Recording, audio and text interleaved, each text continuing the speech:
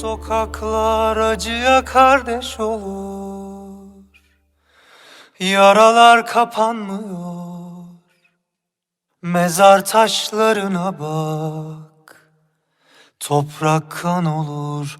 Duvarların dili olsa konuşsa.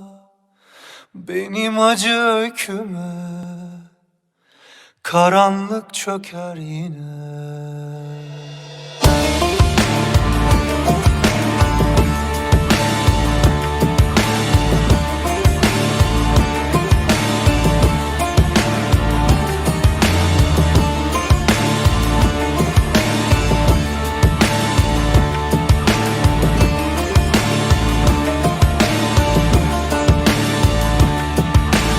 Bağlanmadan kapanmazdı, acısıyla anladım. Bak yaram bir çareydi, kimseye anlatamadım. Dökülen yaşlarımla soluk çiçekler açtırdım. Kaç kapıyı kapattım, ah kaç kadeh kırdım. Dilim söylemese de aklım bana aykırdı. Anlattıklarım dinleyebildiği kadar mıydı? Sustuklarımın yükünden sırtım ağrıdı. Bağırsam sesim saçlarını okşar mıydı? Deniz gözlerinden terki diyar ederken ben Lebi derya yelkenlerim okyanusa tez attı. Senle tamamlanan kalbim avuçlarındayken her zerrem ufkunda güneş oldu battı. Zamanım daraldı bileklerime saatler kala.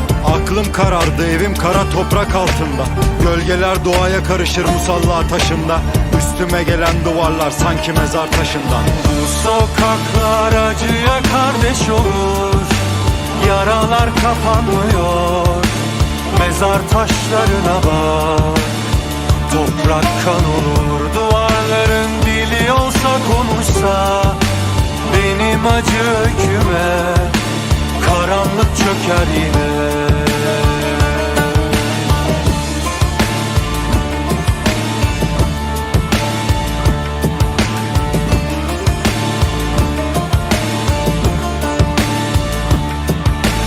Bıçak sırtı gibiydi alıp verdiğim nefesim.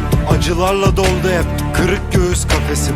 Ölümle yaşam arası kabus gibi düşlerim. Kazarım bu toprağı kan içinde ellerim. Feda etsen de kendini dönmez yitirdiklerim. Ne ben cehennemim ne de çukur benim cennetim. Bu devran dönse bile yetmez acı gülüşlerim. Benim döndüğüm gündür bitişi bu kıyametin. Deniz gözlerinden terki diyar ederken ben Lebi derya yelkenlerim okyanusa tez attı. Senle tamamlanan kalbim avuçlarındayken her zerrem ufkunda güneş oldu battı.